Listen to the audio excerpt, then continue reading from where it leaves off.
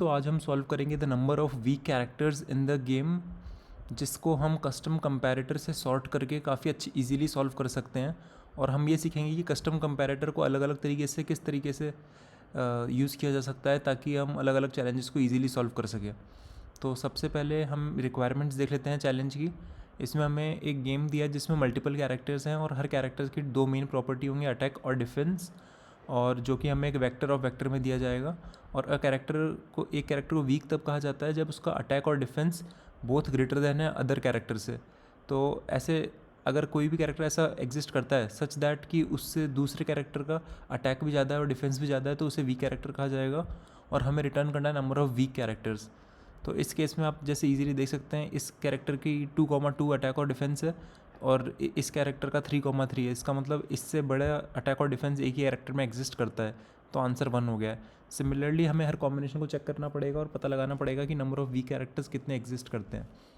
तो जो एक पहली इम्प्लीमेंटेशन दिमाग में आती है देखते ही चैलेंज को, वो यही आएगी कि क्यों ना एक O(n)² लूप चला जाए।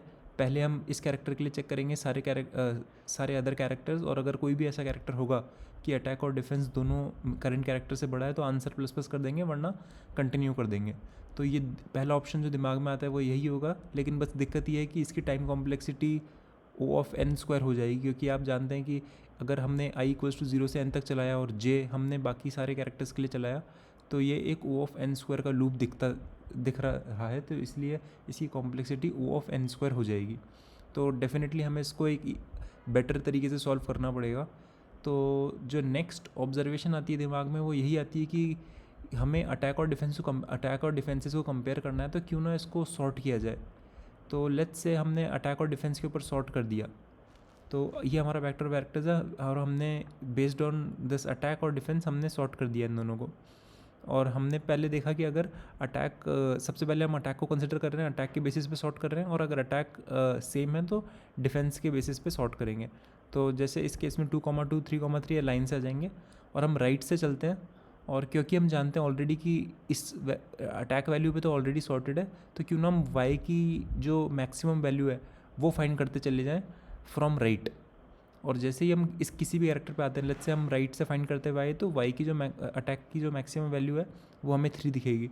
तो हम जब 2 पे आएंगे तो हम चेक करेंगे कि क्या 2 less than maximum of attack seen है। अगर 2 लेस देन 3 हो गया तो हम डायरेक्टली आंसर प्लस प्लस कर देंगे। तो इस तरीके से हम इसको सॉल्व करने की कोशिश करेंगे बस। तो हम एक एग्जांपल देख लेते हैं कि पहले हम सॉर्ट करेंगे बेसिस ऑन अटैक, और अगर अटैक सेम है तो हम सॉर्ट करेंगे बेसिस ऑन डिफेंस।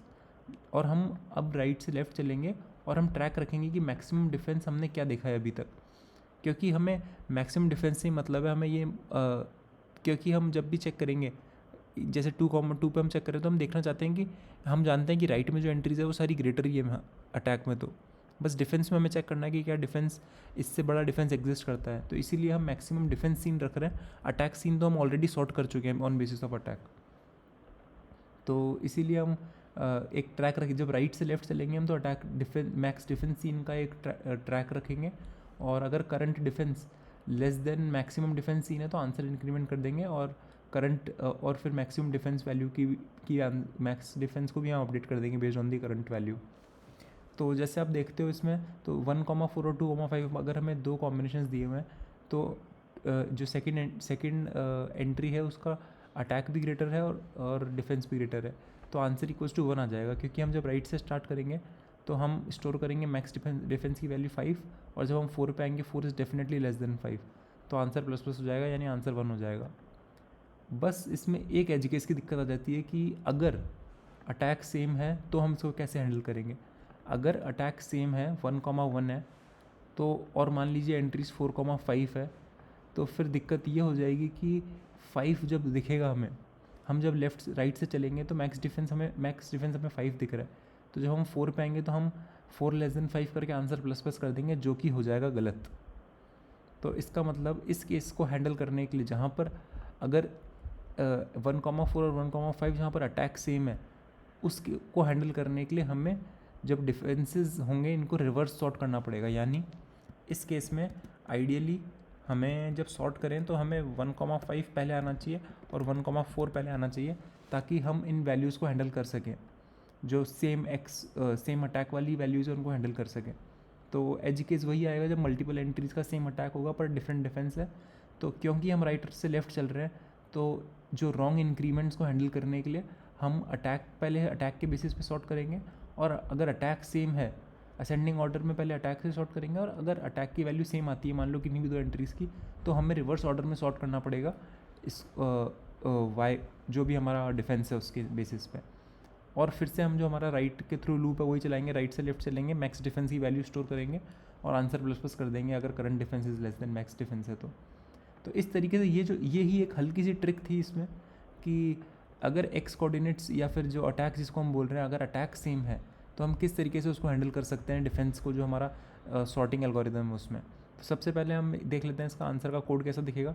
सबसे पहले हमने सॉर्ट किया on basis of a comparator. ये स्टैंडर्ड कोड है वेक्टर्स को सॉर्ट करने का, लेकिन एक कंपैरेटर हमने यूज़ किया है, उसको देख लेते हैं किस तरीके से डिफाइन किया जाता है। तो हमने एक स्ट्रक्चर यूज़ किया कंपैरेटर बनाने के लिए, और उसमें बूल ऑपरेटर, इस ऑपरेटर को हमने ओवरलोड कर दिया है, और हम कह रहे हैं कि जब भी हम चेक करें तो हमारे पास 2 एंट्रीज आई है, लेट्स से एक्स और वाई, 2 वेक्टर्स को हम कंपेयर कर रहे हैं। तो अगर उनके एक्स कोऑर्डिनेट सेम है, अगर उनका अटैक सेम है, तो हम रिटर्न करेंगे कि जिसकी भी डिफेंस की वैल्यू ज़्यादा है वो पहले आना चाहिए। तो ये ट्रू रिटर्न करता है, इसका मतलब एक्स पहले आएगा वाई से। तो इसीलिए हम x greater than y greater one कर रहे हैं, क्योंकि अगर हम ये रिटर्न ट्रू कर देंगे तो एक्स की वैल्यू पहले आ जाएगी वाई से हमारे सॉर्टिंग एल्गोरिथम में। और अगर ये दोनों सेम नहीं है, दोनों का अटैक सेम नहीं है, तो हम डेफिनेटली रिटर्न कर सकते हैं कि किसका अटैक कम है वो पहले आना चाहिए। तो x 0 less than y 0 return true करेगा, तो फिर एक्स पहले आएगा वाई से। तो इस तरीके से हमने हमारा कस्टम हम कंपैरेटर यूज़ किया है। फिर हमने एंड में यूज़ किया मिन वाई की। अभी तक हमने कितना वो मिन वाई नहीं, हमें वाई मैक्स देखना एक्चुअली।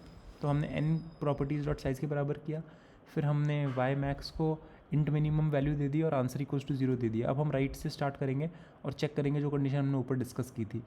तो आई इसको n-1 से 0 तक हम गए और हमने चेक किया कि प्रॉपर्टीज़ की जो करंट डिफेंस है क्या वो मैक्सिमम डिफेंस सीन से कम है। अगर है तो आंसर प्लस प्लस करो और एंड में वाई मैक्स की वैल्यू को अपडेट कर दो, और हम एंड में आंसर रिटर्न कर रहे हैं। तो इस तरीके से हम इसको सॉल्व कर सकते हैं। ये लूप हमने पहले डिस्कस कर लिया था। जो ट्रिक था इस चैलेंज का वो था कि हम कस्टम कंपैरेटर यूज़ करके कैसे इसको स्ट्रेट फॉरवर्ड तरीके से सॉल्व कर सकते हैं। तो इस तरीके से हमने इसको सॉल्व किया। अगर आपको इसमें कुछ भी यूज़फुल लगा हो तो लाइक और सब्सक्राइब जरूर कीजिएगा। Thank you.